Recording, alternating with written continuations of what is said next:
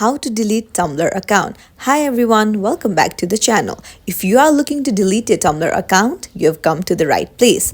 In this tutorial, I'll show you how to do it in just a few simple steps. Let's get started. First, head over to tumblr.com and make sure you're logged into your account. Make sure you're on the home page. And then look on the left hand side of the screen, you'll see a menu bar, the three horizontal lines, and then tap on it. And then scroll down until you see settings.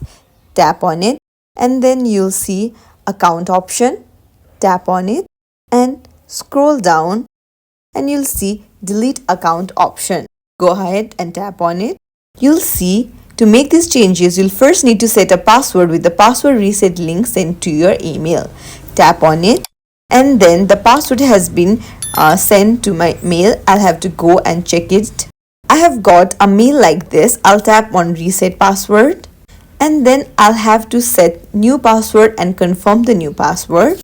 Now I'll tap on set new password and there you go, my Tumblr account has been deleted.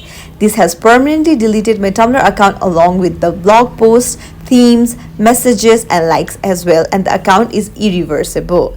That's it.